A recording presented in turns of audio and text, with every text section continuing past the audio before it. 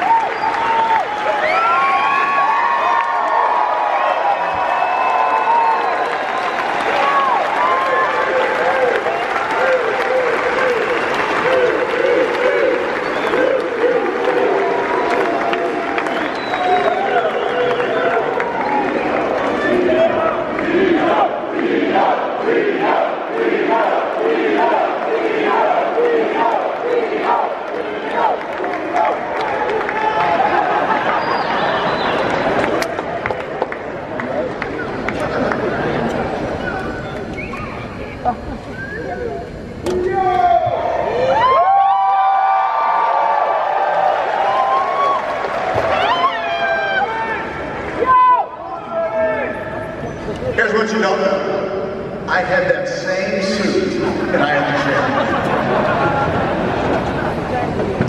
Welcome to Chattanooga, Tennessee.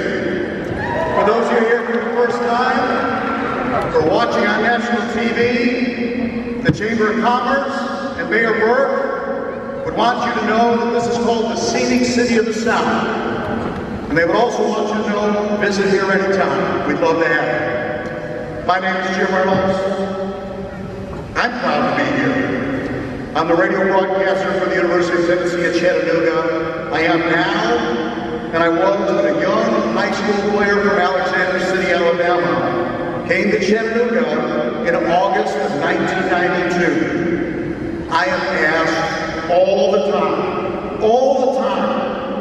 what kind of guy was Terrell Owens? And my response is always the same. And I think this is a compliment. He was one of the guys. He was one of the guys. And it was a good group of guys. He was one of those guys. He was a friend, football and basketball. He was a teammate. He was one of the guys. And then they always said, what was T.O.'s ego like? And I say, you know what? You can't ride a bus for 7 hours to go to Virginia Military Institute in Lexington, Virginia, and have a big ego. You can't ride a bus for 6.5 hours to go to Charleston, South Carolina, play the Citadel, and have a big ego. And even if you're the best player in the Southern Conference, you still have something to prove. Terrell Owens came from humble beginnings in Alexander City, Alabama. And yes, I did say humble and Terrell Owens in the same sentence, and that doesn't happen very often, I understand. But this is a unique day, and this is a unique ceremony, and Terrell Owens is a unique guy, but he was one of the guys. Think about this for a second. Think about the history of the National Football League. Think about all the teams, all the years. Think about all the players in the NFL that have ever played. Think about all the players in the Power 5 conferences. Think about the 5-star recruits. Everyone who just dreams of getting a chance, getting an opportunity to play in the NFL, just getting a tryout, not excelling, but just playing in the NFL. And now think about it. There's just over 300 members of the Hall of Fame. Terrell Owens beat those odds, and those odds were incredible to enter the Football Hall of Fame. One of the people very proud that Terrell Owens calls the University of Tennessee at Chattanooga his college home is the Chancellor of UTC. Let me introduce Dr. Steve Anker. Doctor?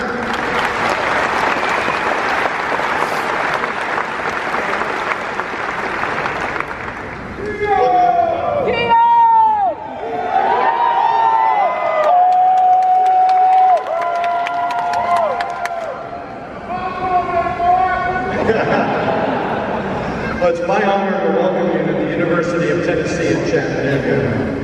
Today we're proud to say welcome home and congratulations to member of our Box family and a favorite son of our city. Terrell Owens is unquestionably an accomplished athlete and well-deserving of this honor today. And to have him share it with his community and his college alma mater in this way is extremely special for our campus, as we know it is for him. His exceptional athletic abilities have earned him fame and fortune, and he's also given back to his community. Just yesterday, Dick's Sporting Goods, in partnership with Terrell, hosted a shopping spree for a group of local young people served by Book McRae's Independent Youth Services Foundation. In doing so, he set a fine example for those children and for our UTC student athletes who assisted those children in picking out what they were going to get at Dick's Sporting Goods. It's important to share your good fortune and give back to your community. That's values we teach our students here at UTC, especially our student athletes. Athletics is an important part of the collegiate experience, enriching our campus life, providing a connection between our campus and our community. Our intercollegiate athletics program is the front door to this campus. And today we gather to celebrate the incredible success of a fellow Monk, Terrell Owens, as we also celebrate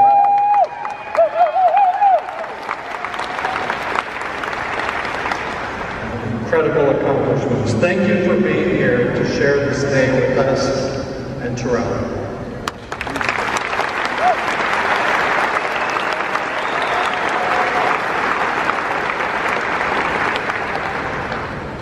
We're going to trace a little bit T's career to get where he got today. When Tommy West was the head football coach here in 1993, many of you know Tommy, head coach at Clemson, head coach at Memphis, now doing a great job at Middle Tennessee State. When Tommy was here, his first head coaching job, he wanted to hire winners. He said, I wanted to change a culture and hire guys that have won. So he hired a young coach who had quarterbacked Furman to a national championship. Frankie DeVos came to Chattanooga, his first job, receiver coach at UTC, University of Tennessee at Chattanooga. Now Frankie probably thought he was the greatest receiver coach on the planet. He inherits a receiving corps headed by a future Hall of Famer. T.O.'s position coach, when he was here in Chattanooga, let me introduce Frankie DeVos. Frankie? Thank you, Jim. Thank you very much. Might have become one of the greatest receiver coaches because, quite frankly, Coach coached one of the best to ever play the game. I would like to say thank you to Terrell for allowing us to be here today, my wife Jennifer and son Ty. It's a special day in Chattanooga. It's a special day for Terrell Owens. You know, it's funny we're in this building because at 24 years old, coming right out of college and inheriting what could very well be the best to ever play the game, he made it tough on me at times. We spent a lot of time in this facility. Our coach's offices were right upstairs. We cried together a lot. We talked a lot. We spent a lot of time in this facility because I used to stop early in the mornings, grab me a coffee, grab me a USA Today. I'd meet Terrell here. We probably had a challenging week. There might have been some things happening. He might have slept on me in the meeting or might have missed treatment. And 24 years old, that was a challenge. But I pulled me a chair right in the middle of this arena and I drank my coffee. And I would ask Terrell to get up here in the upper deck and start running. When that coffee was gone and the paper was red, I'd have him come down and we'd visit. I'd talk about the things that just happened and why we were in this facility. And he used to look straight at me and say, "Coach, let's meet here again tomorrow morning. I need this. You can't break me." That was a Terrell Owens. Two things came to mind. I'm going to quickly. Terrell was unpredictable and he was very passionate. You never knew what you were going to get weekly. But come Saturday, he was very passionate about the game. He was very passionate about his family. We talked a lot about the Lord. We talked a lot about daily activities and what his future may bring. But when you talk about Terrell Owens, you're talking about one of the best to ever line up and play the game of football. And he was passionate about that. He was passionate about it.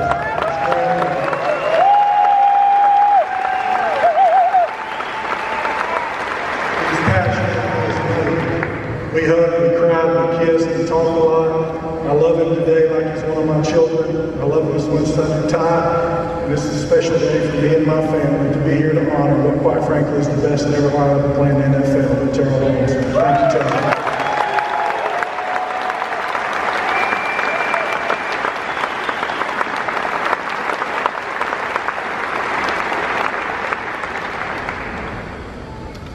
Terrell Owens will also tell you that he was a great college basketball player.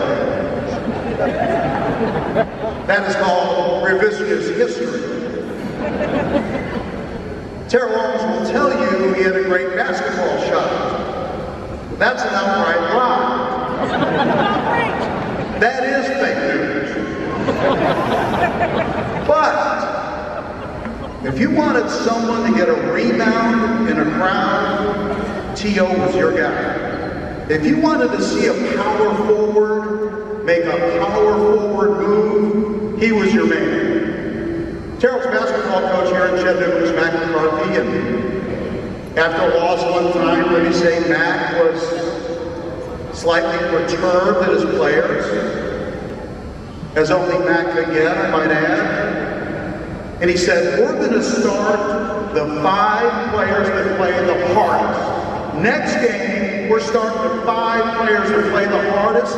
I don't care if it's 5 guards, 5 forwards, 5 wings, or 5 centers." Guess who's in the starting lineup in the next game? Terrell Owens. Because you can say a lot of things, but no one can ever say that Terrell Owens didn't play hard. T.O.'s basketball coach in his time here in Chattanooga, head coach Mac McCarthy.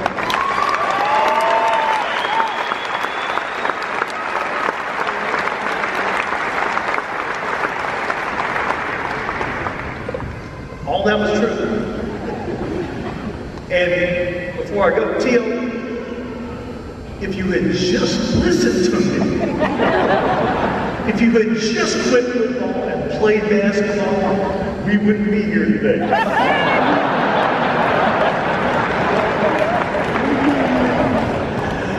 I am really comfortable in this building and humbled and honored to be here.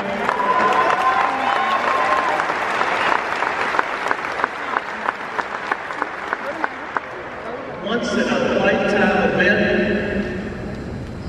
to honor one of the best. I've been been reading all the stories leading up to this Hall of Fame induction, and I really thought another famous mock alum kind of captured the essence of today and of our honoree, Dennis Haskins, aka Mr. Belding, Saved by the Bell. Sure wishes he could be here today, but I thought he said something really profound, and I wanted to talk about that. He said, I'll paraphrase, there's T.O., the superstar and the celebrity, and then there's my friend, Terrell. And I thought that was really appropriate for being here in Chattanooga. The world knows T.O., the accomplishments and memories are etched in our minds. 1,000 catches, 16,000 yards, and of course the touchdown celebrations. That's what I call that. The game-winning catch for San Francisco against Green Bay. Playing in the Super Bowl with a broken leg.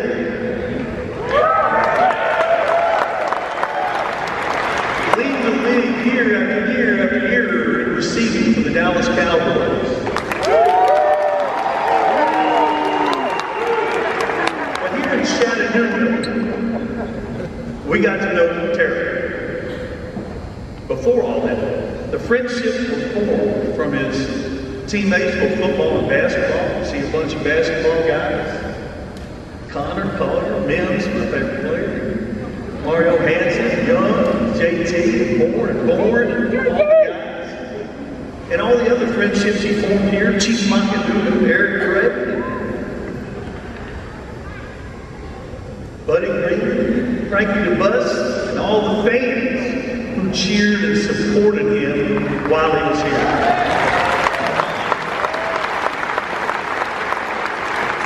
Chattanooga came home away from home. I think he agreed.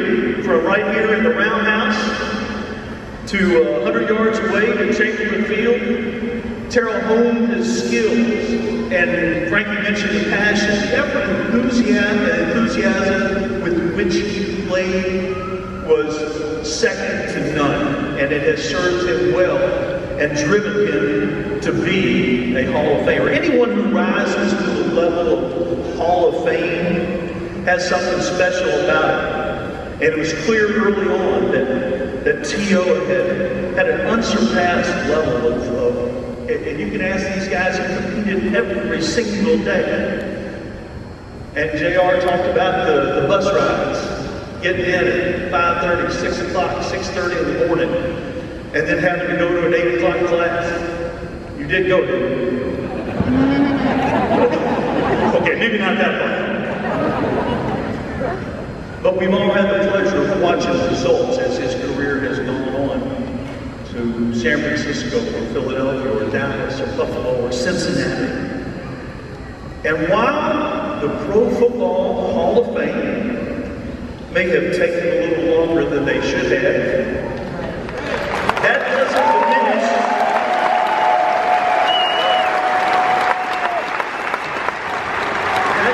diminish this day or this accomplishment in any way. Because Terrell Owens, you've been a Hall of Famer to your family and friends here in Chattanooga for a long, long time. Congratulations.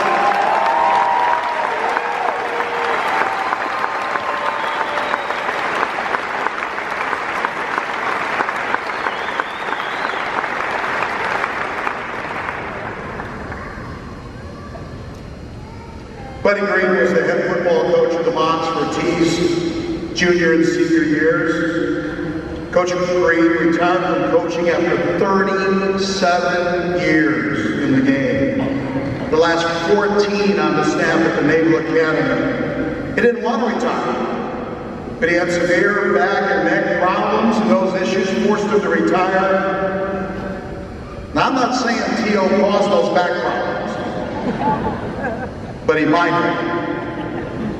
I think Coach Green and his staff helped turn Terrell Owens, helped him turn the corner from being a very good college player to a player that can make a living on Sunday. When I mean turn the corner, I mean both on and off the field. You can see the progression of Terrell coming from Alexander City, Alabama, and coming here. And now the next step for him was how to become a very, very good college player, and a player that people in the NFL kept their eyes on. Former head coach of the Chattanooga Mocs, Buddy Green.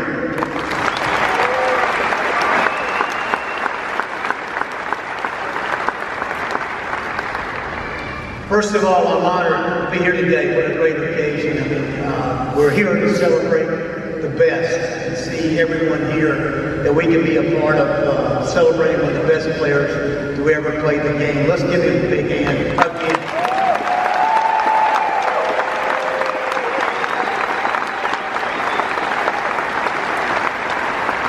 Actually, I'm honored and humbled to be here, just to be a part of this. It's once in a lifetime, like Matt spoke earlier. I've been called by the AP, USA Today, Mad Dog Sports. I've talked to everybody in the last 2 weeks. And you know, they want to say the same thing, ask the same questions.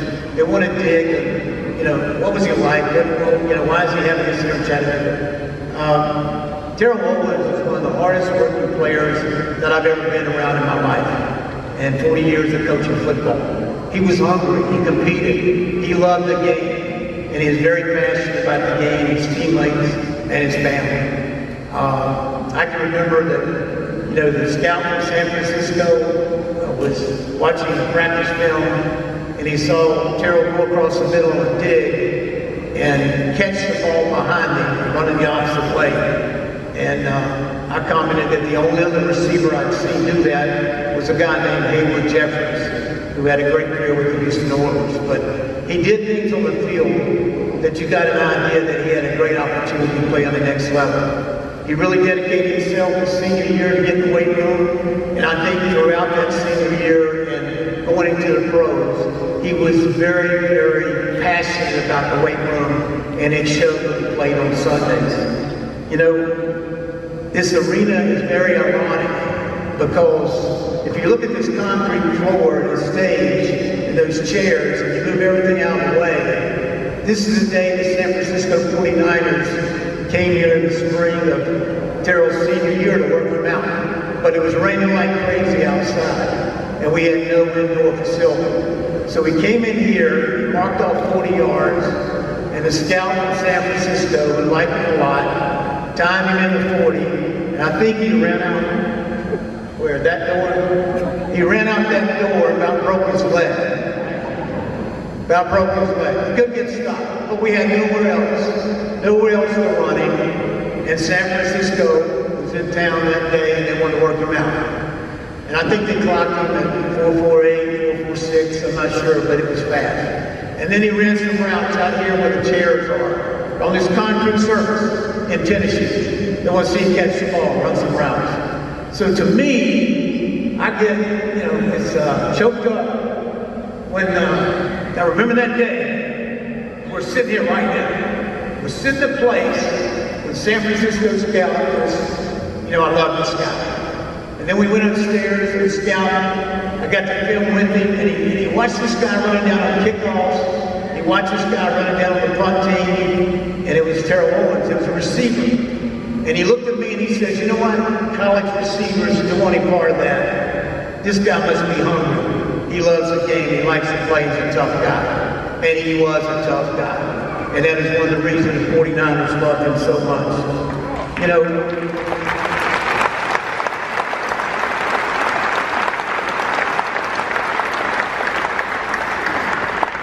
I'll never forget that day.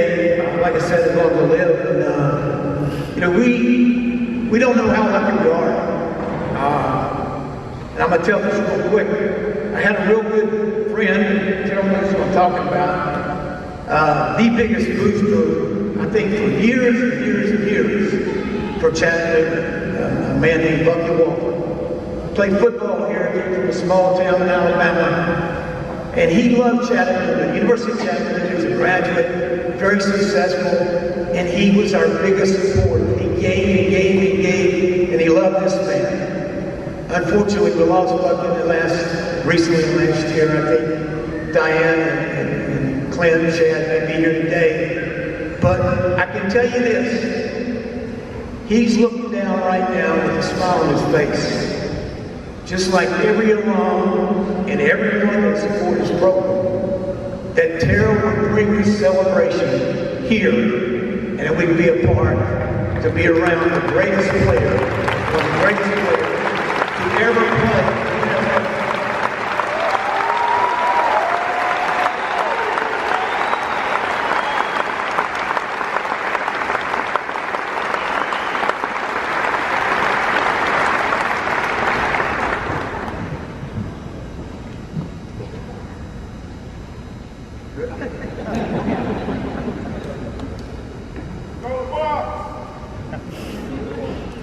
Coach Larry Kirksey was T's first position coach in the NFL. San Francisco 49ers.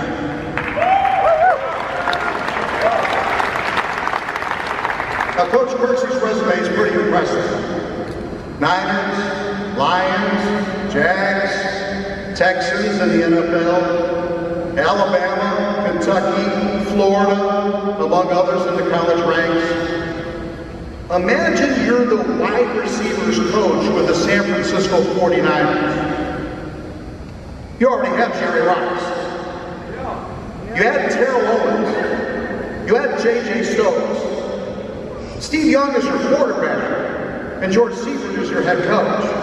How tough can life be? Larry, I would say, you must be doing something not right. Larry Kirksey, and I would say with the help of Jerry Rice, turned Terrell Owens from an unproven rookie from the University of Tennessee at Chattanooga, where? Into a perennial Pro Bowl player in the NFL, ending up here today with an HOF after his name. Coach Larry Kirksey. First of all, good afternoon. I want to thank Terrell, his family, his staff, and the University of Tennessee Chattanooga, and you the fans, for this great day. Terrell, without a doubt, is one of the most feared receivers who played the game. He played it with grace, finesse, toughness, speed, and power. He was probably the smartest player, or one of the smartest players that I've ever coached. And without a doubt, the run after the catch is simply undeniable, just outstanding.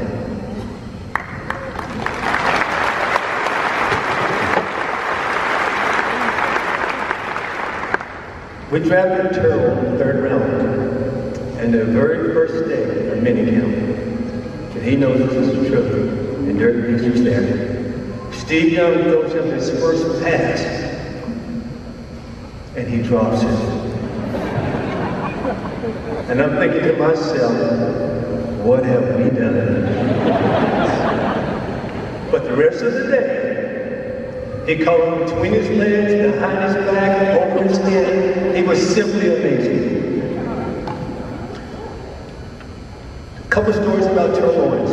We go to training camp up in Rockland, California, and Coach Sherman knows this.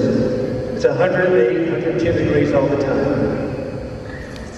And Terrell was struggling this day. And the head football coach, George Seifert, called Terrell and me up. And he chews our asses out. So I promised Terrell that day, from now on, you don't leave this field until you know exactly what you're supposed to do. And we sat there practice every day, until he figured it out. He figured it out. He became a great football player. Terrell Owens, always winning the ball. We're playing the New York Jets, right, Dirk Dees, in overtime. And Terrell Owens says to me, Coach, get me the ball. Get me the ball. Well, Jerry Rice wants the ball. J.J. Stokes wants the ball. Brent Jones wants the ball. The Jets want the ball. So I say to Terrell, and I said this many times to him, and you can Google this, go online and watch this. I said, Terrell, you're going to do something great to help us win the game today. We ran a play called 90-0, right, Daisy? Garrison Harris breaks 4 tackles, and Terrell's on the backside of the play, and he catches up, and like a freight train, he makes 3 key blocks and leads Garrison Harris into the end zone for the winning touchdown. Unbelievable.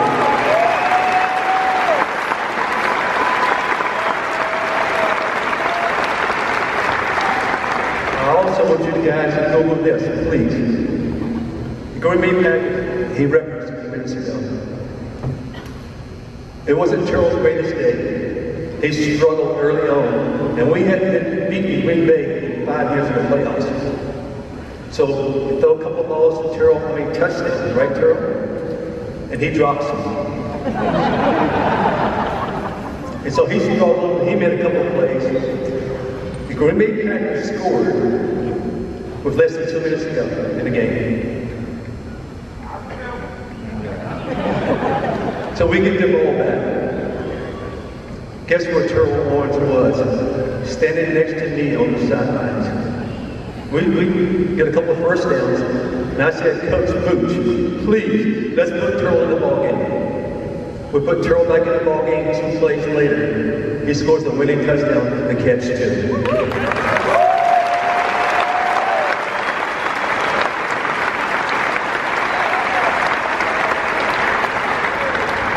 Without a doubt, there's a lot more stories to tell you about Terrell. We used to fight a bunch.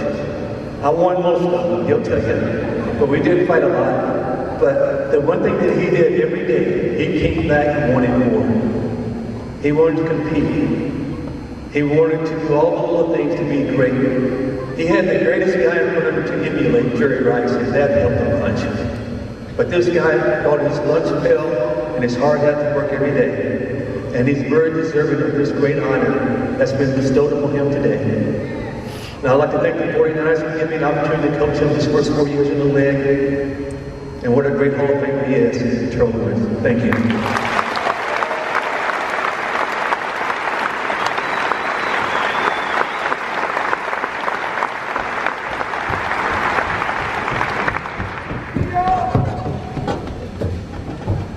I don't want you to miss this, team, about how many lives you have touched in your career. Not just the people here or people watching, but talking about great plays with the Niners and Eagles.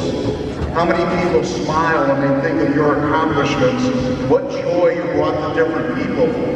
I can still remember what's referred to here as Terrell's coming out party when he made 4 touchdown receptions against Marshall University, then ranked number 1 in the country, when Mox upset the Thunder Bird. Now his quarterback, Kenyon Earl, told me that T dropped the first one as well. So that might have been the motivating factor, Coach. But Terrell, you've touched so many people. I hope you understand that. Now let's get to the other side. I can tell you 2 ways how to make Terrell Owens mad. If you tell him he was uncoachable, or if you tell him he was not a good teammate. And there are many of his former teammates that have traveled a long way to be here today, a testimony of what a great teammate Terrell Owens was. And I'm not going to be naive.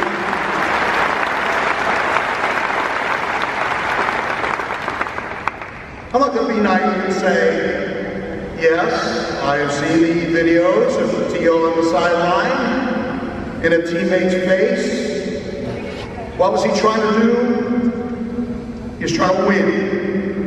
If the worst thing you could say about Terrell Owens, he was passionate, he was trying to win, I'm not sure that's really crippling criticism. Now, I'll say this. Terrell Owens is guilty of one thing that I know of. He's guilty of being a great marketer and promoter. A great marketer and promoter of his favorite product, and his favorite product is Terrell Owens.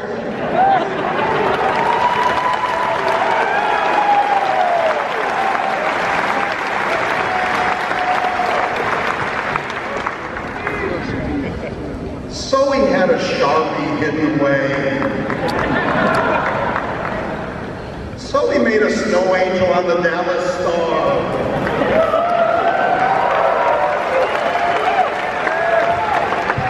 And ask yourself, who amongst us has not done sit-ups in the driveway of our homes with the national media there? Great marketer, great promoter, favorite product, Terrell Owens. You know what no one ever said, ever? You know what they never said? You never heard Terrell Owens reported out of shape. They never said that. They never said Terrell Owens was not prepared. No one ever said that, ever. And they never said Terrell Owens didn't care. That was never said, ever. Ray Sherman was T's coach when he went from San Francisco to Philadelphia. And I asked T yesterday, I said, why was Coach Sherman so important of your life? He said, because we formed a relationship based on trust. Not anything that anyone else said. He said, but what we felt about each other, how we interacted with each other, the relationship that T had with Coach Sherman, he said yesterday, and we almost had to get the towel out again yesterday, was so special. And obviously that very, very special relationship continues today. Let me introduce one of T's coaches with the Philadelphia Eagles, Coach Ray Sherman.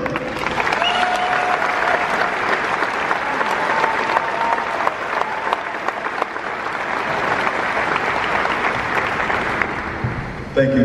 Let me make a quick correction on that. That was from Dallas, not Philadelphia. First of all, I want to thank everyone for giving me the opportunity to be here this evening. Terrell, I appreciate you giving me an opportunity to be here to speak. When Wade Phillips called me and asked if I would join him in Dallas as wide receiver coach, I thought to myself, I've coached many Pro Bowl and Hall of Fame players in my career, but I am about to be able to coach one of the most elite athletes of my lifetime. Nothing else came to mind other than wow. I mean, we're talking about Terrell Owens, T.O.'s, he's one of the most electrifying players ever to touch the field. My first time meeting Terrell was at OTAs. I was excited to coach him and learn about him as an athlete, but also more ecstatic to know him as a human being. I remember walking up to him to introduce myself, and he looked me in the eye and said, I know who you are. To me, that meant everything. In this league, especially today, it takes a lot for players and coaches to have mutual respect for each other. Even more so when you coach greats because they're wired differently. Respect and trust don't happen overnight. I never listened to hype, and I knew he'd done his homework. After some lighthearted conversation, we were ready to get to work. When you hear the name Terrell Owens, there's a million things that come to mind. But let me tell you what that name means to me. This is the Terrell Owens I know, and I know him well. He's hardworking, he's giving, he's loving, he's passionate, he's thoughtful, he's disciplined, he's accountable, and most importantly, he's a leader. This man has one of the kindest souls I know. Terrell held a Hampton birthday celebration event where he raised money to find and provide the necessities and gifts for 130 families for the holidays. He mentors young kids, supports multiple causes near and dear to him. He assists families and gets involved with a number of organizations, and I could go on for hours about how great a person he is. Learning Terrell's background helped me to have a better understanding of how to work with him as a player. His family taught him at an early age to work hard, achieve his goals, be authentic, and always be truthful. So what does it mean to be the coach of T.O.? What is it like to be a teammate and friend? Football, what does football mean to T.O.? As a superior athlete, you have to have heart along with mental and physical abilities. He was unfiltered in the classroom, on the field, and in the locker room. When preparing for meetings, he was never late. He was always where he was supposed to be. He was a smart player who could pick up schemes on the fly and was very coachable. During 7-on-7 drills, he would make a catch and sprint 60 to 70 yards to the other end zone. He would make the catch, and he would do this on every single play. Even if he was the offside receiver and the frontside receiver would catch it, he would race it to the end zone. Soon as his teammates followed suit. Terrell was always willing to help younger players when he could, and they would seek out his advice. If you challenged him and lost, which happened often, you weren't going to not hear the end of it. Imagine a 13-year vet versus a young Adam Pac-Man Jones, one of the hottest quarterbacks in the league at the time. T.O. and Pac-Man had challenges in practice constantly. But one day, Pac-Man challenged T.O. to a race out back on the track. Rookies were getting hyped, they were talking a lot of noise and making bets, and they thought that Pac-Man was going to smoke him. Terrell lined up, he smoked Pac-Man. He beat him by at least 5 yards.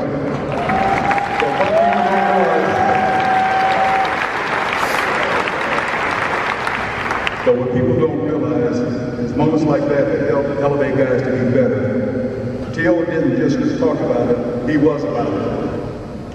When Terrell left the facility, he would work out every night. He stayed strict to his diet and never wavered. We had a family dinner tonight with some of the offensive players, and my wife prepared a very hearty home-cooked meal.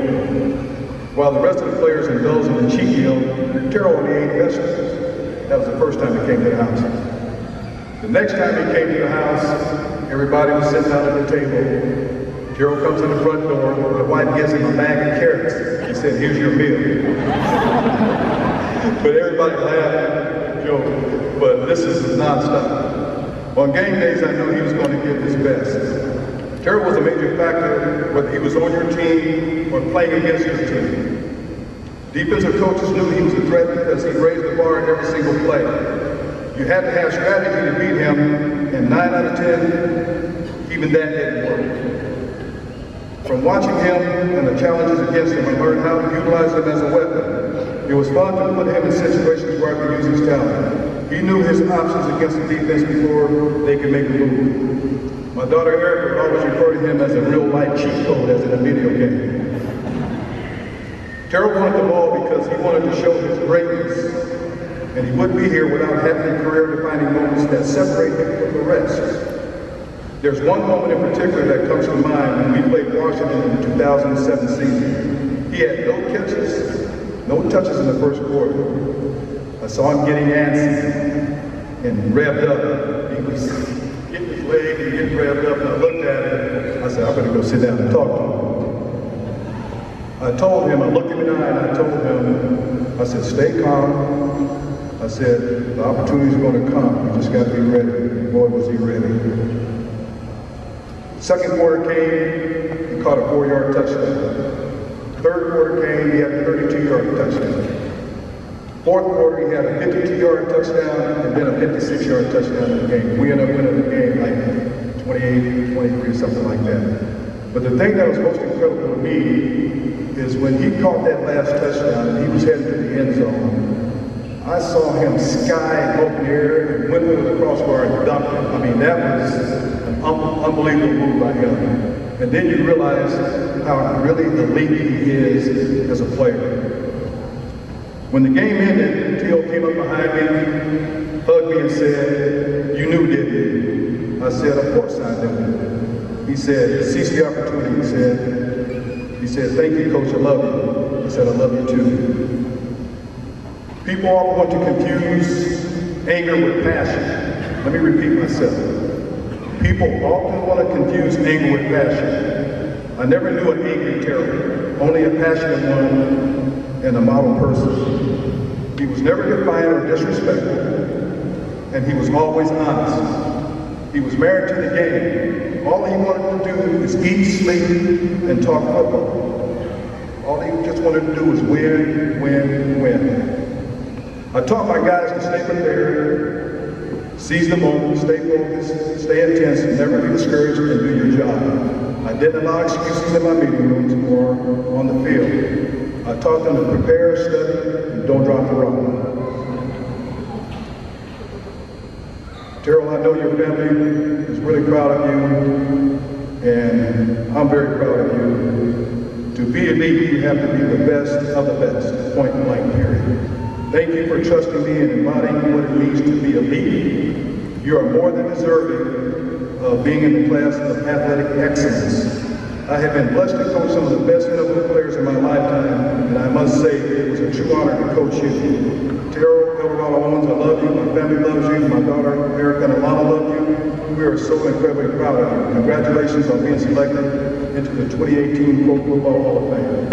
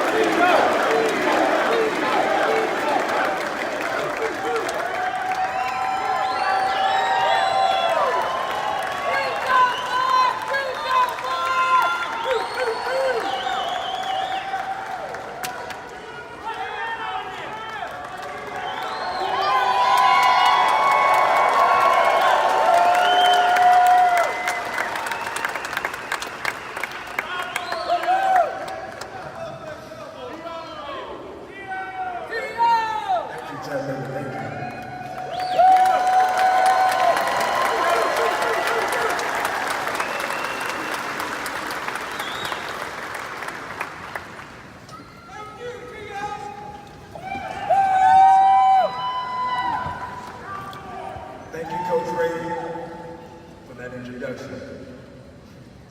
You have no idea what my appreciation of you and how it runs deep, and I can't thank you enough.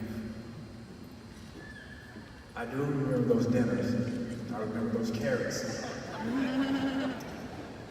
When I came to Dallas, you welcomed me with open arms as a Dallas Cowboys receiver. What I liked about that is there was no judgment. You and your wife did that. You opened up your home to me as if I was one of your own, along with your two daughters, Erica and Alana. Coach, you were a joy to play for.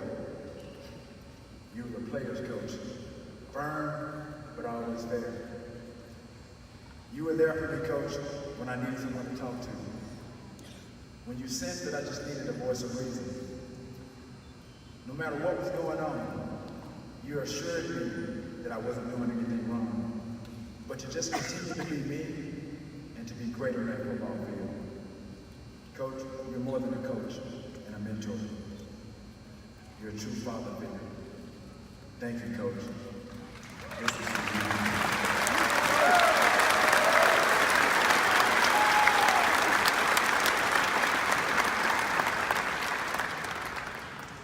I would like to start this off by thanking God. I wouldn't be here if it wasn't for my Lord and Savior.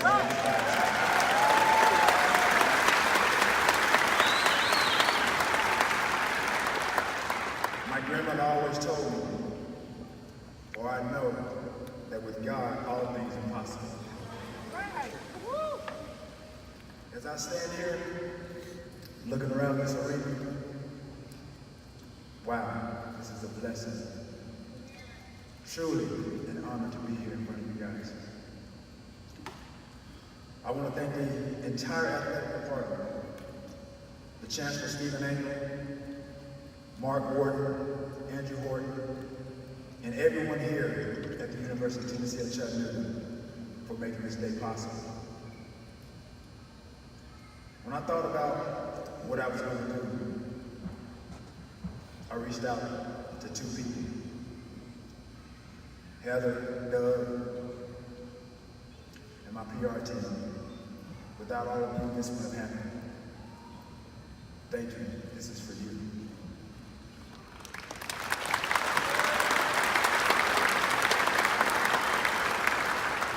One of my favorite quotes by Dr. Martin Luther King, Jr. It says, "The ultimate measure of man is not where he stands in moments of comfort and convenience, but where he stands in times of challenge and controversy." I've been in a lot of those. My character has been heavily challenged and questioned for many years, but today I stand here to put truth to power, or power to truth.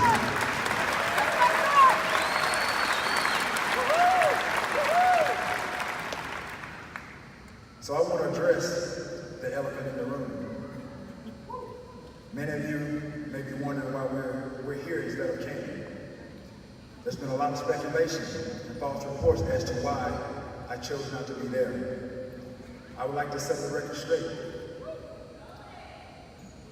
It's not because how many times it took for me to be voted to the hall. It's about the mere fact that the sports writers were not in alignment with the mission and core values of the Hall of Fame.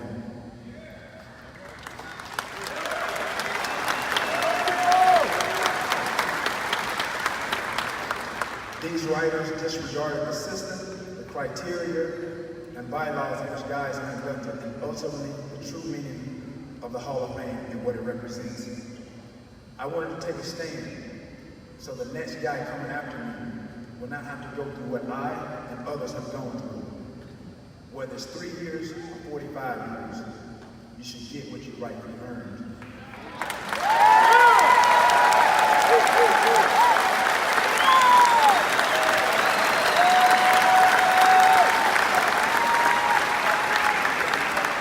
It's not always a popular stance to go against the grain. However, in my heart, I know this is the right thing to do. They say that I'm making the wrong decision, but sometimes you got to do what is deemed wrong or the wrong thing for the right reason. To do what I'm doing today, I'm reminded from the Bible, Deuteronomy chapter 31, verse 6. It represents me well. It says, "Be strong and courageous. Do not be afraid or terrified because of them, for the Lord your God goes with you. He will never leave you nor forsake you."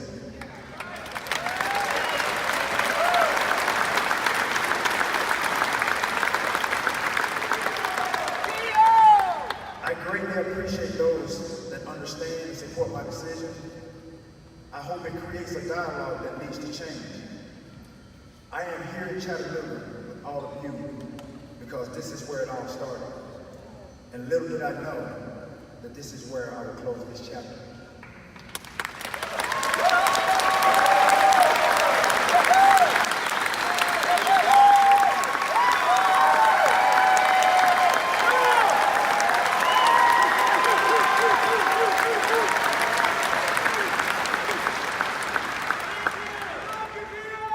Love you too. But I love you more.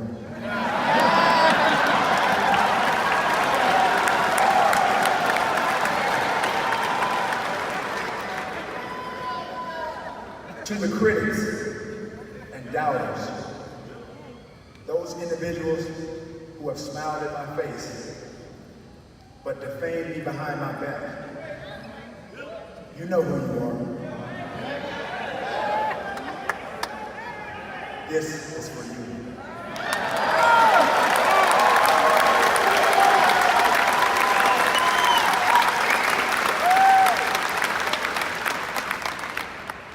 I have a lot of thank yous, so I'm gonna start to my supporters, and my many fans across the world, those that have traveled from near and afar, and to those in Canton today. Thank you for riding with me all these years and for always having my back. This is for you.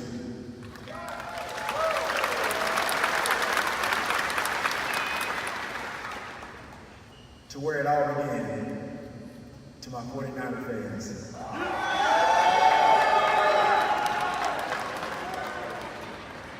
To where I had a Super Bowl run, my Philly fans.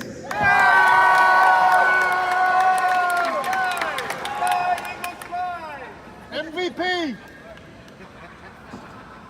Where I played for America's team.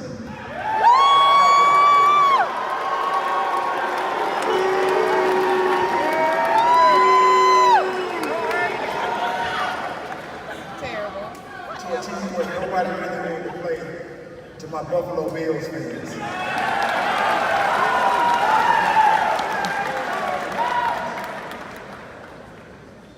And to Who Dey Nation, my Cincinnati Bengals fans. This is for you.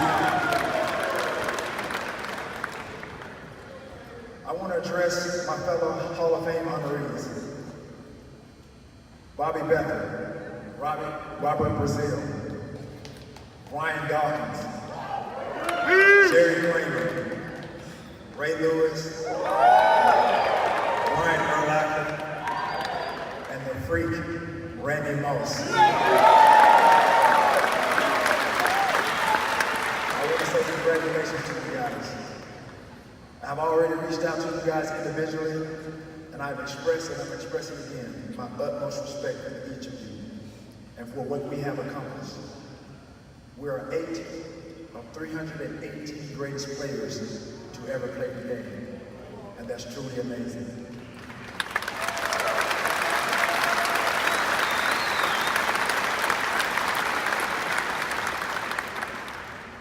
To my beautiful mama,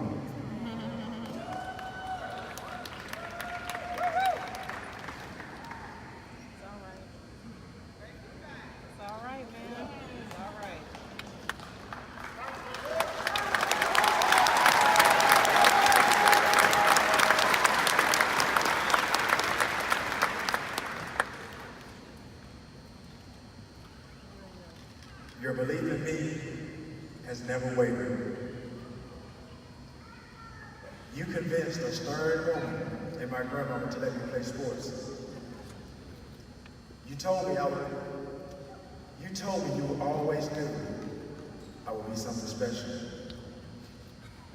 It started when I was a preteen, when I remember participating in several Michael Jackson contests. And as a kid, people may not know this, I was relatively quiet.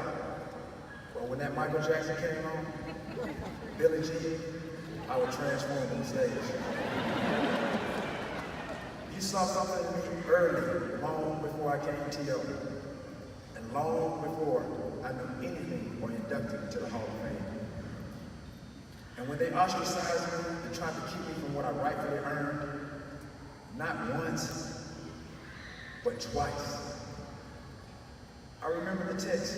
You texted me and said, you ain't got to worry about nothing. You were always a Hall of Famer to me.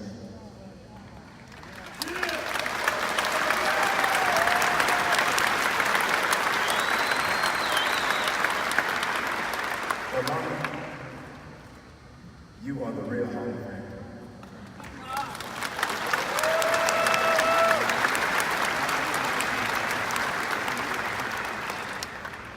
Thank you for being the best mother that you could be for me and my sisters and brothers. I love you, and for that, this is for you.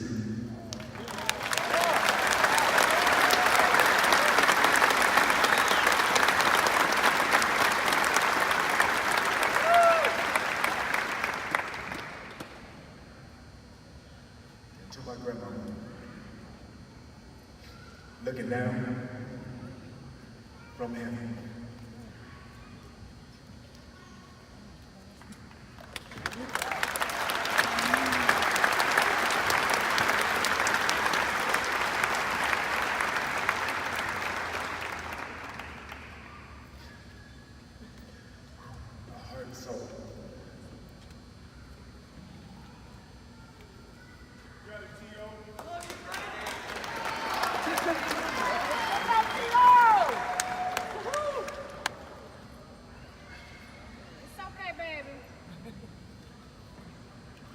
feel her presence right now. I love you. I miss you. Thank you for everything. I wouldn't be the strong-willed individual I am today without your teachings and because of your prayers and the way you raised me. They say behind every great man, excuse me.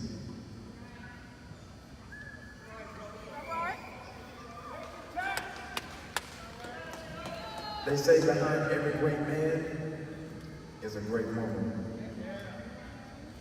Well, I had two, my mama and my grandmother.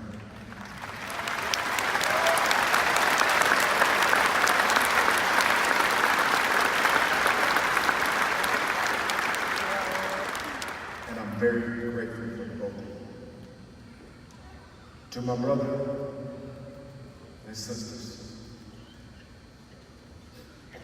Victor, Tasha, Charmaine. On my dad's side, Carla, Lisa, Tammy, Nene, and Tasha. Thank you for being here. I love you. This is for you.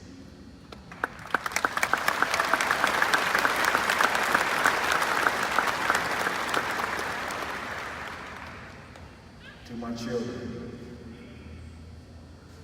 I love y'all so much. Tariq, Kylie, Dasha, Adam, LJ, listen to me. I don't want you to feel any pressure to make me proud, because I'm already proud of each of you. Your dad hasn't always been perfect, but it's a privilege and an honor to be your dad. This is for you.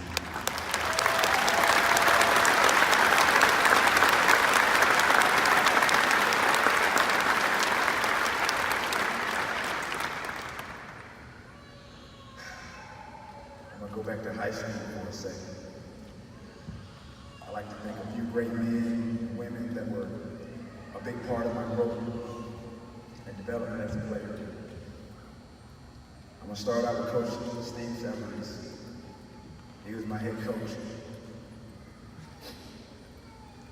He challenged me as a freshman to be like the sophomores, the juniors, and seniors. And in order to get to where they were, I had to get in the weight room. I was a skinny, lanky kid. When I left high school, I was probably 6'1", 175, 80 pounds soaking wet. For whatever reason, around my sophomore junior year, I wanted to quit, but he wouldn't let me quit. You not letting me quit landed me here today, Coach. Coach Martin, man. Besides being the biggest human I had seen before I met Shaq, you were probably the first professional football athlete that I had ever seen. You told me about your times playing Canadian football. I had no idea what that was. But you being the defensive coordinator, you inspired me. You laid a path for many others, and I took advantage of that. Coach Lasker,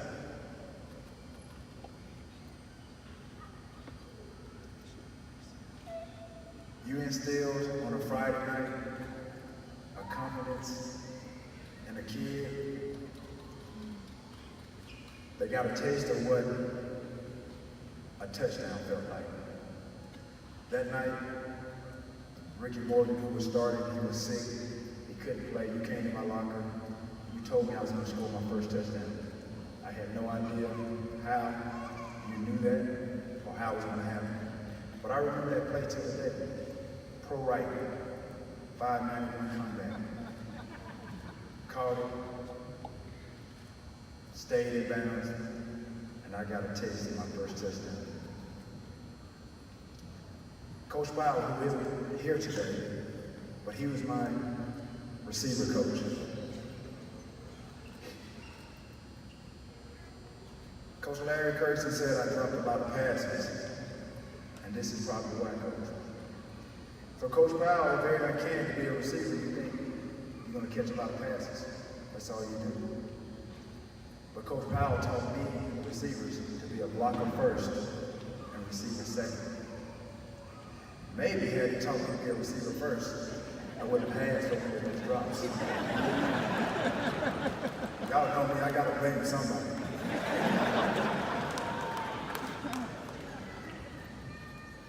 Coaches, this is for you.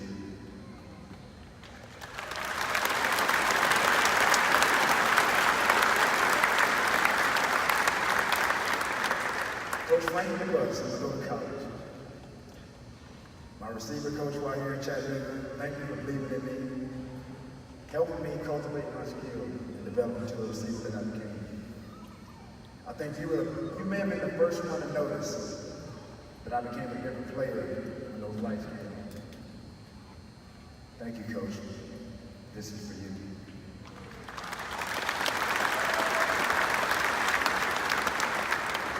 I had 3 head coaches out of 4 years while being here at UTC. I learned a lot from those coaches.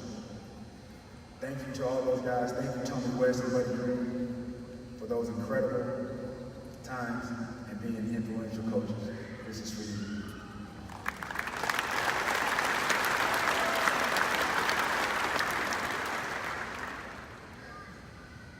I had in here that many of you may not know that basketball was my first love, but now you know. But thanks to Tommy West, who allowed me to pursue my passion of playing collegiate basketball, as well as football here at UTC. We didn't have the best football seasons as a team, but I do remember the time that I scored those 4 touchdowns in the game. And the following week, we had to walk from here to Scrappy Moore, across the field, down by the river to go to practice. And Coach Tommy West, he overheard me talking to a bunch of guys about the 4 touchdowns that I had scored. And trust me, I was proud of myself. And he looked at me and said, "You think you did something? You ain't did shit."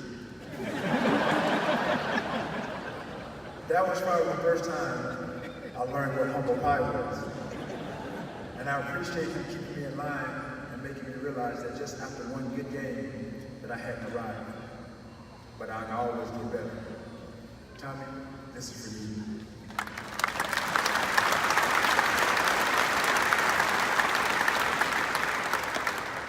To my basketball family, Coach Matt McCarthy, his assistant Gerald White, John Gibson, Coach Henderson, a lot of the guys that are here today, Mario Hansen, Mims, and my guy Brandon Bourne. My coach and those teammates, they welcomed me and accepted me, even though football was my primary sport. Brandon, you and other teammates, y'all teased me, y'all coined me as meal money. That's because we got a $200 meal per diem on a road trip, and that was the most money I had ever put my hands on. Guys, this is for you.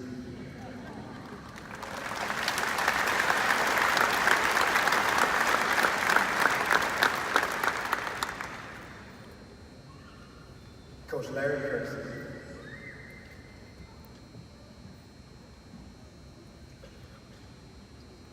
I got 4 words on my paper, and this is probably what triggered all the troubles that I had, but in a good way.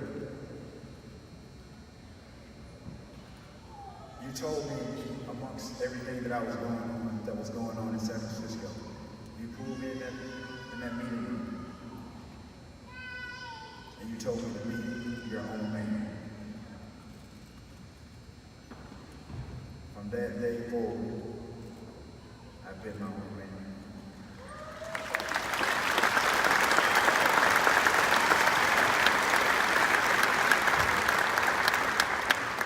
It was you that witnessed my struggles as a receiver, but you understood my love for basketball. And you gave me the biggest tip that really turned the light bulb on in me to do the things that I did on that football field every Sunday. You told me to treat the guy, the defender, defensive backs, like I was playing one-on-one. And go try to score. And 153 touchdowns today. I think I did that.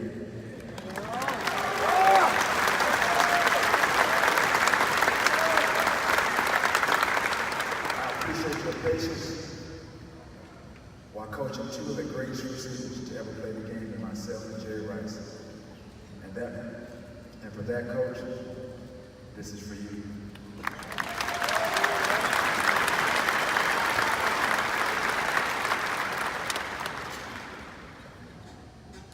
This next man isn't here, but he's dear to my heart. He was supposed to present me today. Coach George Stewart. He was my special teams coach for 3-4 years, then transitioned into my receiver coach once they let that man go. At a pivotal time in my career. Coach, I truly know you really wanted to be here, and you're going through a difficult time right now.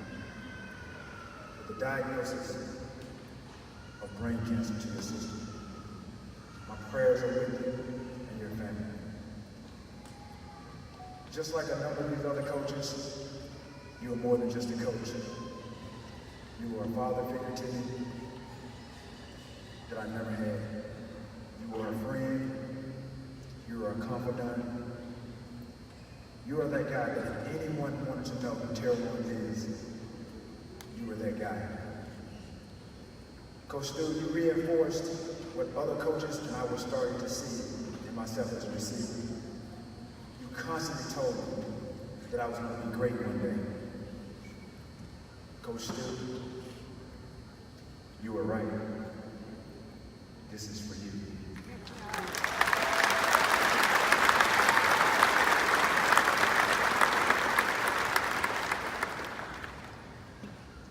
This next guy, I'm going to ask him to stand up. Buddy Prim, can you stand up?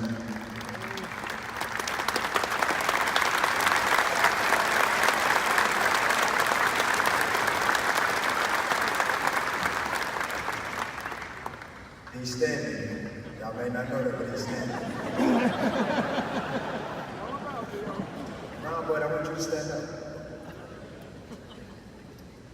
That guy right there is responsible for helping sculpt the body that some say looks like a Greek god. I'm just saying, don't shoot the message. Honestly, Coach, he calls me big, I call him Coach. He has many nicknames for me. But he's one of the greatest personal trainers in the world, in my humble opinion. I never thought I would have become the receiver. They gave defenses and defensive coordinators nightmares after our first year of training. Buddy, you created a monster on that field.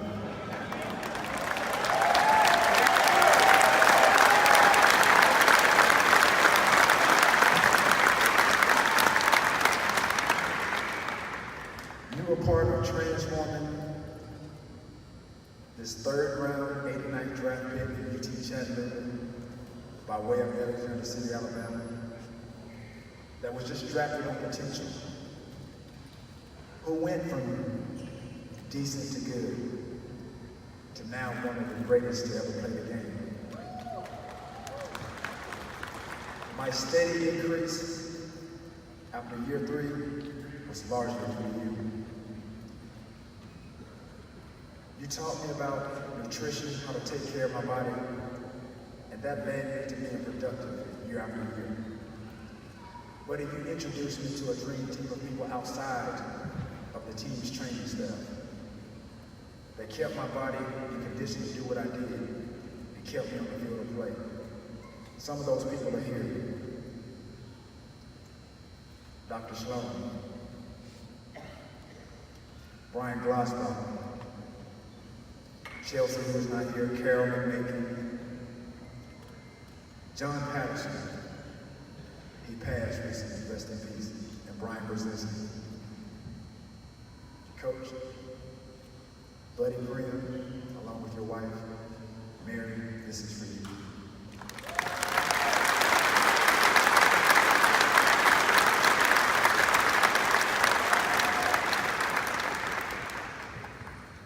I want to thank the owner at the time of the San Francisco 49ers, Eddie D, Carmen Powers, and the 49ers organization for drafting me. This is for you.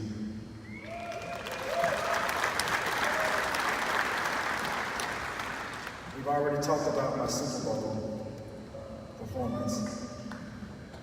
MVP. I want to thank that staff headed by Rick Burkholder and his staff. He brought me back from a severe ankle injury. There were doctors, top doctors across the country, specialists, who said that there was no way I would be able to play in that Super Bowl 6.5, 7 weeks from the date of injury. You and your staff, along with my faith in God, hands down the best training staff I've been a part of, we made it happen. Fly, Eagles, fly!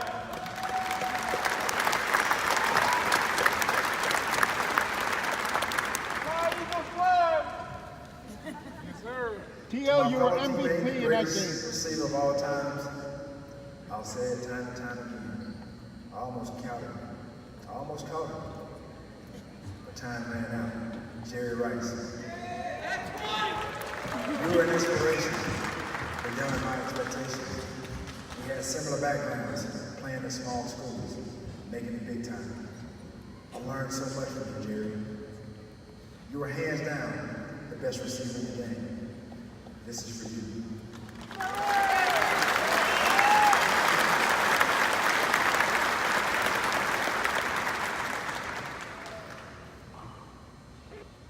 Being a Hall of Famer and doing all the things leading up to that, my childhood idol, Michael Jordan, man, and Kobe Bryant, thanks for showing me what passion and love for your craft looks like. I admired you from afar. You set the standard for hard work and dedication, and it was amazing to watch. MJ, to bring this kid from Alexander City, Alabama, to be a part of the Joy Moran family in 04 was an indicator that I was something special. This is for you.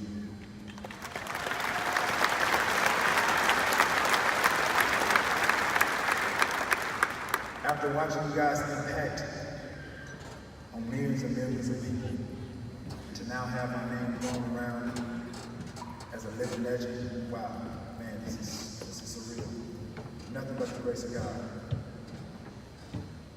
To all of my teammates and opponents that helped me amass the statistical numbers that led to this induction, whether you pushed me or pulled me, drained me or fueled me, loved me, hated me, or had a strong dislike for me, you are a part of my growth and my success. This is for you.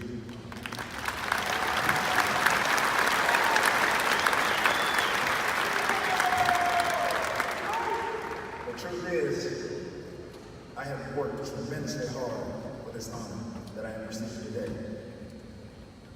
I am not a perfect man. I've made a lot of mistakes.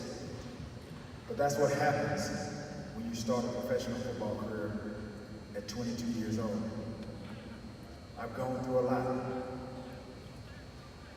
Albert Einstein said, adversity introduces a man to himself.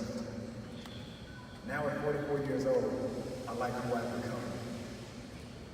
I'm a man of conviction, a man of faith, a man of humility, a man of character and integrity, a man of charisma and discipline. I am a man of courage, courageous enough to choose Chattanooga over Canton.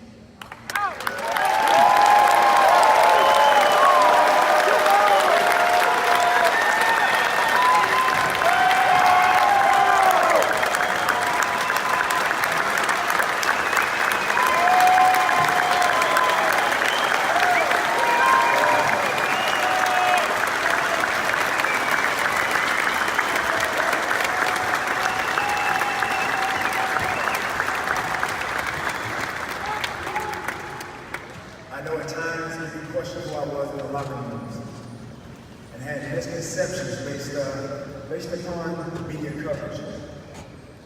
But that wasn't my teammates' experience with me. Some of my teammates are here that played with me. The guy that had my back when I went to the Star, Derek Deese, he's here with me. This is for you.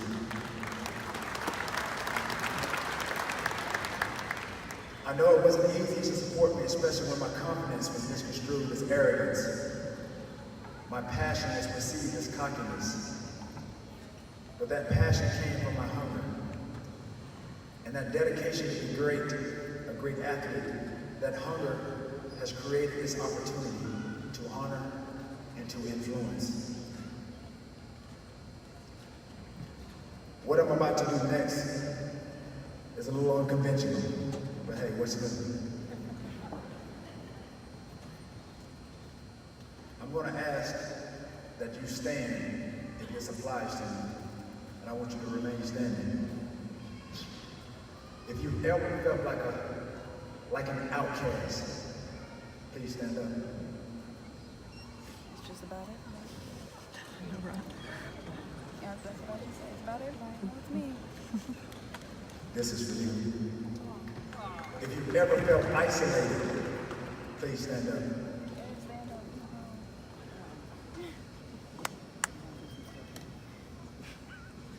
If you've been or you've felt misunderstood, please stand up. That's about everybody then. This is for you. If you've ever been lied on, mischaracterized, please stand up. This is for you. To everyone that has felt like giving up, please stand up. This is for you. To everyone who feels or felt overlooked, please stand up. This is for you. To everyone from small cities with big dreams, please stand up. This is for you. To everyone who has been bullied, please stand up. To everyone who feels that their voice won't be heard, please stand up. This is for you. As I look around the room, most of everybody's standing up. If you're standing up, don't be afraid to be you. I celebrate and I empower you today. We have more commonalities than differences. This entire speech you thought was about me, this was for you.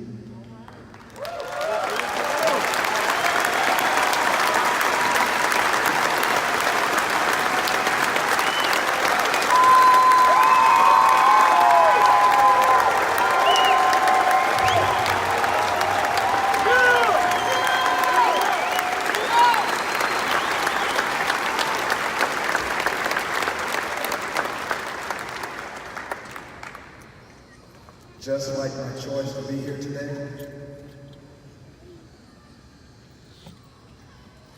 let me back up. Came for you, T.O. Right, buddy, that's right. That's right, you did it your way, T.O. A lot of people say that I may regret not being in Canton 10, 15, 20 years from now.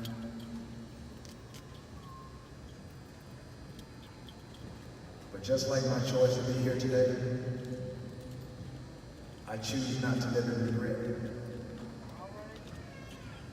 I will leave a legacy that will leave an imprint on this world forever.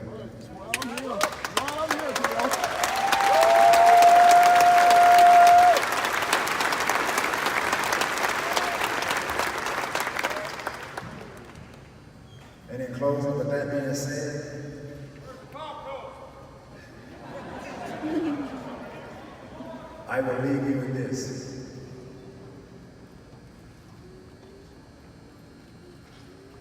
There's a guy by the name of William James, and he said, the great use of life is to spend it on something that outlasts it.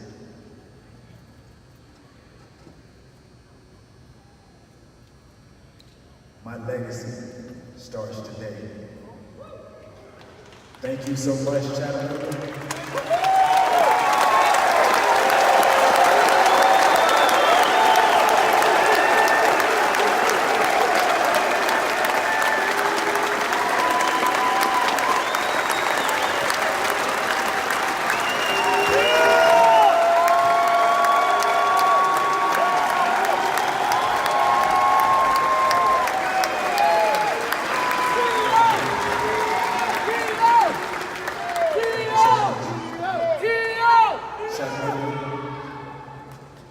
These are my party words. This is for you.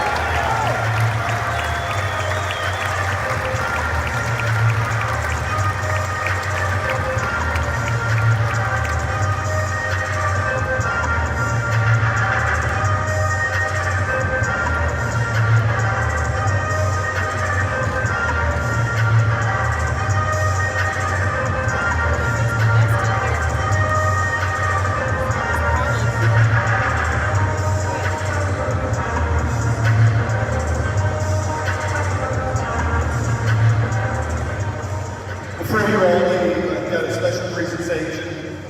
My name is Mark Horton. I'm the Director of Athletics at the University of Tennessee, Chattanooga. First, Terrell, you have an open invitation to come to UT Chattanooga anytime. Second, if I can ask Chancellor Anglin and Tio to come up for 1 second.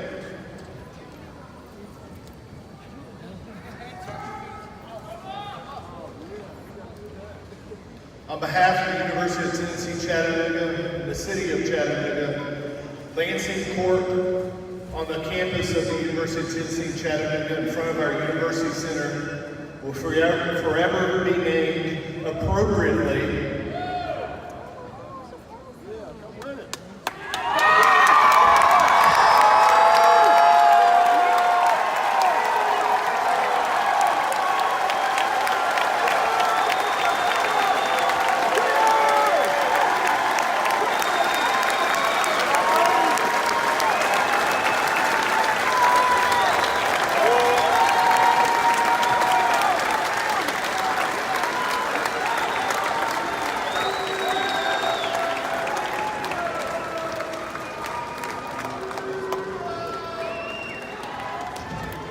Thank you all. Go Mocs and be safe.